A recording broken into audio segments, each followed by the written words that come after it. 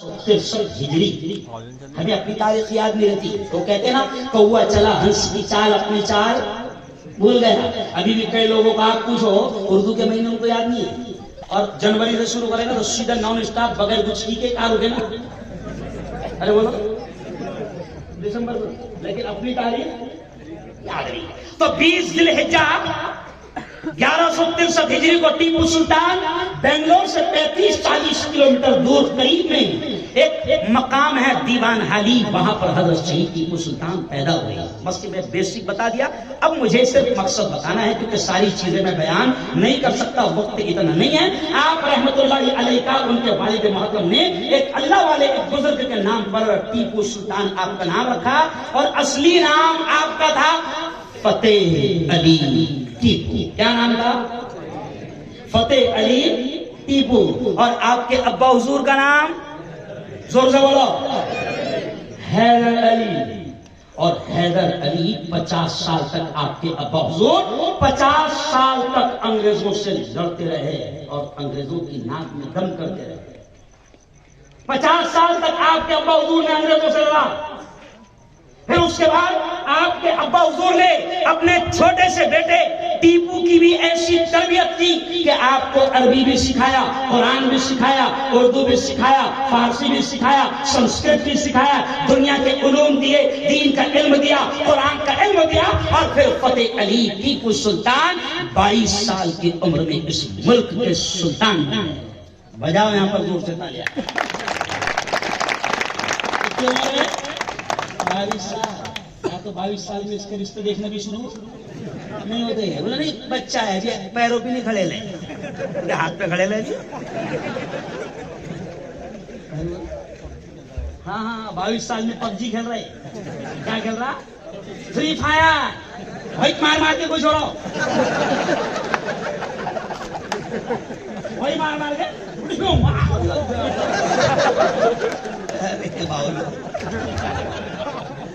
22 साल की उम्र में टीपू सुल्तान इस मुल्क के शहंशाह बन गए। और फिर याद रखो कि टीपू सुल्तान में शोर में कराऊं कि टीपू सुल्तान इस मुल्क में अमन, एकता, शांति के प्रतीक थे। अमन, एकता, शांति के प्रतीक थे। अभी बहुत सारे लोगों ने टीपू सुल्तान के बारे में कहा कि फास्ट मिसाइल मैन। इस मुल्क को, बल्कि मुल्क नहीं साहब, हम तो ये कहते हैं कि दुनिया को मिसाइल देने वाला पहला शेर कौन है? जोर से कह दो, टीपू सुल्तान। आज भी जितने मिसाइल बने हुए हैं अंग्रेज कहते हैं हमने कहां से निकाला? टीपू सुल्तान के टेक्नोलॉजी से। और टीपू सुल्तान ने, सुनो, 22 साल की उम्र में शहंशाह और सुल्तान बनने वाला मेरा टीपू 22 साल की उम्र में बादशाह बन गया। और टीपू सुल्तान उन 50 साल की उम्र में दुनिया से रुखसत हो गए। और इस शॉर्ट पीरियड में कितना बड़ा काम किया कि टीपू सुल्तान ने पहली किताब लिखी जंग पर। पहली किताब लिखी जिसका नाम अरबी में है, साबिर मुस्तफाबादी साहब, जिसका नाम अरबी में है, टीपू सुल्तान की किताब का नाम फतहुल मुजाहिदीन। समझ रहे आप? क्या नाम है? फतहुल मुजाहिदीन। टीपू सुल्तान ने यह किताब लिखी और जंग के तरीके सिखाए। और सुनो, अंग्रेज ये कहते हैं कि हमने मिसाइल बनाना और जंग के हथियार तैयार करना, वो हमने किससे सीखा? अरे बोलो, टीपू से।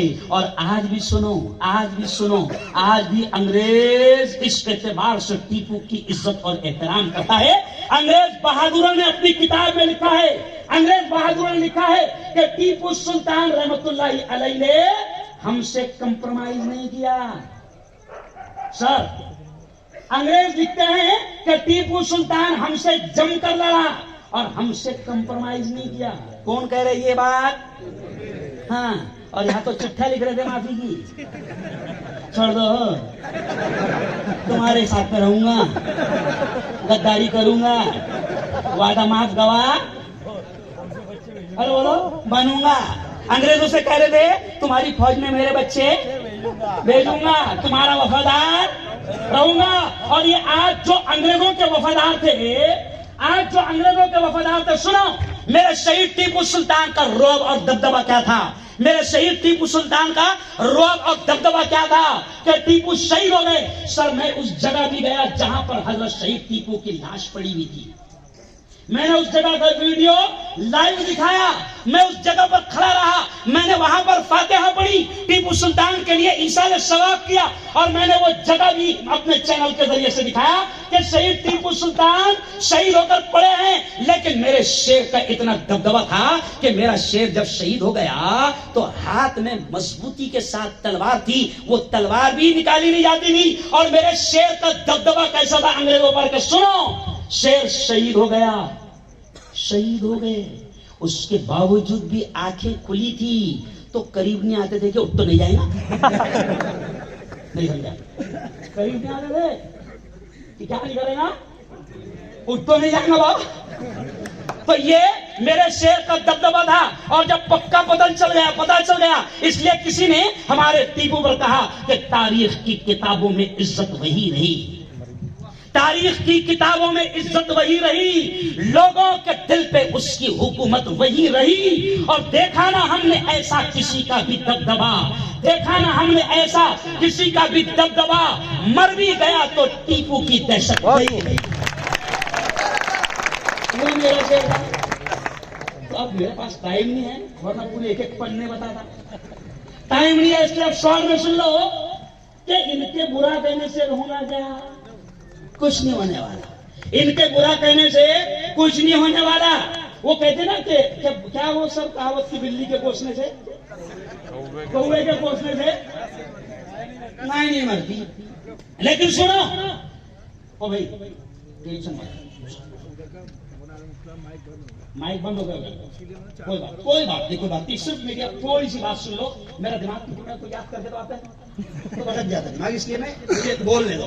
तो अब हमारे शेर का यह हाल था, शहीद टीपू सुल्तान रहमतुल्लाह अलैह का, कि अगर ये बदनाम कर रहे तो क्या फर्क पड़ रहा भाई। अंग्रेज दुश्मनी करते थे किससे, टीपू से, अंग्रेज डरते थे किससे, टीपू से, अंग्रेज नफरत करते थे किससे, टीपू से।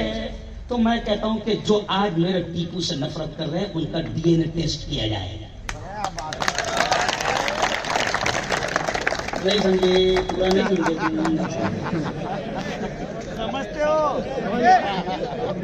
जो आज भी जो मेरे टीपू से नफरत करते हैं, मेरा टीपू पहला शेर, मुल्क की आजादी का पहला सिपाही, मुल्क की आजादी का सबसे पहला मुजाहिद, जिसके नाम से शेर काटते थे, अंग्रेज काटते थे, और जिसके शहीद होने के बाद भी अंग्रेज जिसकी लाश के करीब आने को डरते थे, अंग्रेज मेरे टीपू से डरते थे, अंग्रेज मेरे टीपू से नफरत करते थे। तो जो आज भी जो इस प्यारे मुल्क में टीपू से नफरत करता है, मेरा चैलेंज है उनका डीएनए टेस्ट किया जाए, वो गद्दारों से जाकर मिलेगा। क्योंकि जो वतन से मोहब्बत करते वो टीपू से भी मोहब्बत करेंगे। अब ये तो बदनाम करते आए हैं, इनके पास में गोदी मीडिया भी है। कौन सी मीडिया है, गोदी मीडिया भी है। 20 नवंबर को टीपू सुल्तान की शहादत, अरे वफादार बनो, अरे जिन्होंने इस मुल्क के लिए कुर्बानियां दिया है उनका नाम लो, उनको श्रद्धांजलि पेश करो। लेकिन 20 नवंबर को ऐसा लगा था कि जैसे गोदी मीडिया के घर में किसी की मौत हो गई, भूल कर भी टीपू का नाम लेने को तैयार नहीं। अरे टीपू का नाम झूम से लो, वफादारी है। और ये मैं नहीं कह रहा हूं, आज भी लाखों करोड़ों इस मुल्क में सच्चे हिंदू है जो टीपू सुल्तान की इज्जत करते हैं और इज्जत से उनका नाम लेते हैं। अभी सचिन सोमवंशी यहाँ पर आए, टीपू सुल्तान के बारे में उन्होंने कहा, कल की तकरीर में मैंने उनकी सुना, वहां पर भड़गांव में उन्होंने कहा, क्यों, इसलिए कि सच्चे हिंदू जानते हैं कि टीपू सुल्तान इस मुल्क का पहला शहीद था जो वतन के लिए शहीद हो गया। अब ये जो लोग बेचारे कर रहे हैं ना, इनकी मजबूरी है, समझ रहे आप, क्योंकि रोजी रोटी अपनों से चलती नहीं, समझे, समझे, अपने नाम में भी बड़ी बरकत है, अपने नाम में भी बड़ी बरकत है, तो कोई टेंशन नहीं। टीपू से मोहब्बत करने वाले लाखों करोड़ों हिंदू भाई मौजूद है। इसलिए अब मैं आपको सिर्फ अपनी बात को समेटते हुए, कितना बोलना है नहीं, बिंदास बोल, 20 किलो बस उसका तुम्हारा बीपी तो नहीं बढ़ रहा। तो खैर, टीपू से मोहब्बत करने वाले आज भी है। राम पुनियानी सर, राम पुनियानी, प्रोफेसर राम पुनियानी खुलकर उन्होंने लिखा कि भैया इन्होंने खुद 1970 में आरएसएस की किताबों में टीपू सुल्तान की तारीफ लिखी है। आरएसएस की किताबों में खुद टीपू सुल्तान की तारीफ लिखी हुई है। उन्होंने लिखा है कि ये मुजाहिद आजादी थे, ये शेर थे, ये मुल्क के सबूत थे जिनसे अंग्रेज काटता था। खुद उन्होंने लिखा है। अब इनकी मजबूरी है बेचारों की कि जब तक कि ये खिलाफ नहीं बोलेंगे दाल रोटी नहीं मिलेगी। लेकिन मैं आपको आखिरी पैगाम देता हूं, जैसे मैंने शेर में पढ़ा ना कि मस्जिद और मंदिर दोनों को तूने दी जागीरें, यकजहती किसको कहते हैं कोई इनसे सीखे। हिंदू मुसलमानों को एकता का काम किया टीपू सुल्तान ने, मिलाया।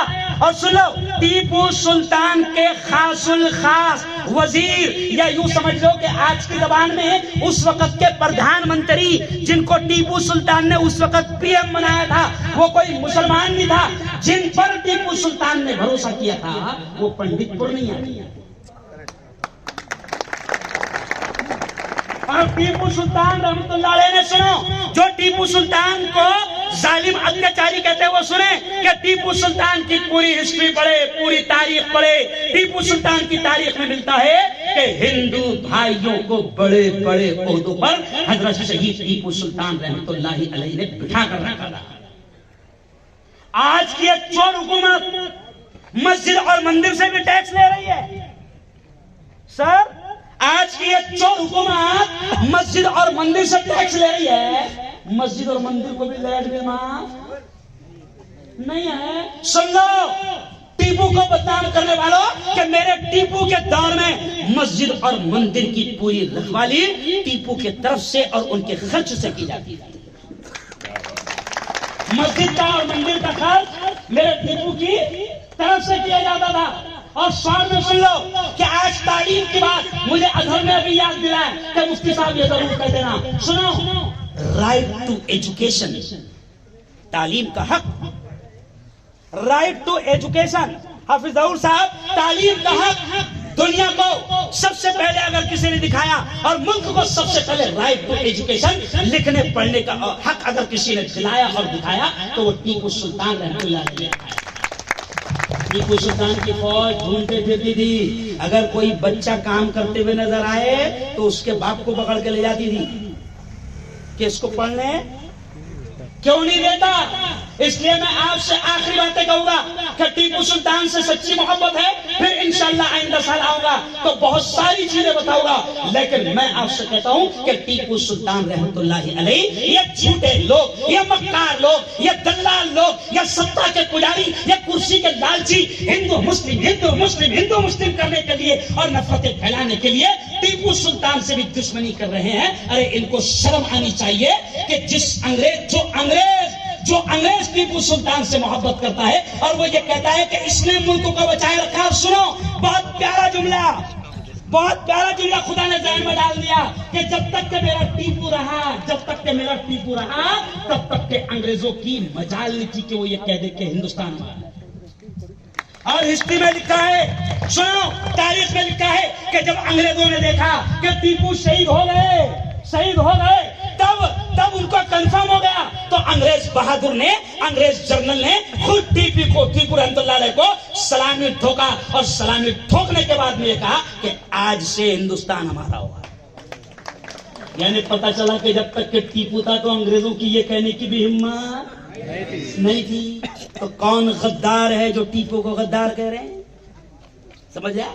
लेकिन टेंशन लेना नहीं, सबका इंतजाम अल्लाह कर देना। अपनों को मुल्क में टीपू का सच्चा रखवाला बन के रहना है।